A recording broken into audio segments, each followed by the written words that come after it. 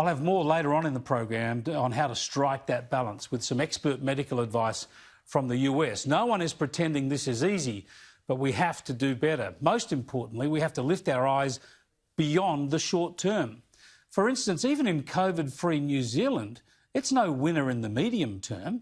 When does it reopen to the world? When does its largest industry, tourism, get to restart? Has it just delayed dealing with the virus?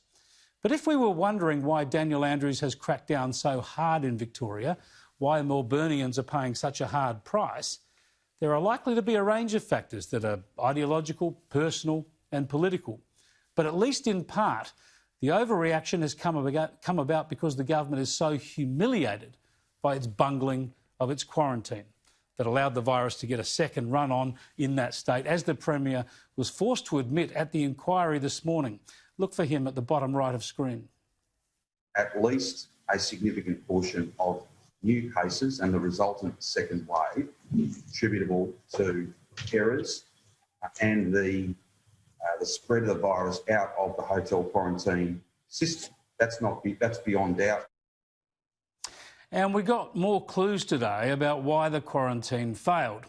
A leaked Victorian Public Service video gave us an insight into the program that was run not by police or health officials, but by the state's overseas trade organisation. I'm really pleased to say that we were able to really mobilise our staff who have extensive experience in stakeholder management and dealing with people with different backgrounds and running major events. And we've been thinking about this as a one massive inbound super trade mission, which just keeps rolling. And so it's been a really exciting project. Now, it's hard not to feel sorry for the public servants in this video. It seems clear that they were given a job that should not have been theirs.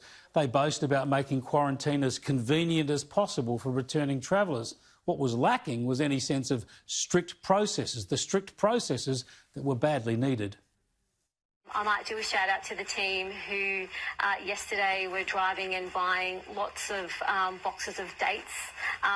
Today marks the first day of Ramadan, and so we wanted to make sure that those 250 people that we have quarantined can pay respect and do practice their religion with our support. Welcome to Logistics. Hey, these are delivery of toys about to go out to all the 15 different sites. Toys, toys, toys, toys, toys. Lots of toys for all the hotels. Life is fairly busy at the moment. We are soon to finish the exit process of 212 people that have just completed their 14-day quarantine holiday experience. An Easter release from isolation, treating these travellers to fresh air for the first time in 14 days. They were gifted treats from Cadbury and packed into taxis paid for by the Premier. Yep, toys and religion and fun and chocolates, but the idea was to stop any infections from spreading. And on that basis, the program obviously failed. This is a highly infectious virus and it's hard to stop. There's every chance Victoria might be experiencing what the rest of us face sometime down the track. The lesson we need to learn from Victoria is not about quarantine or contact tracing. The rest of the country has done well with those. The lesson we need to learn is that we must not, except in the most dire circumstances, overreact to outbreaks with a police state mentality. Because the brutal truth is that without a vaccine, it's an inescapable fact that outbreaks, illnesses and fatalities are going to happen sooner or later.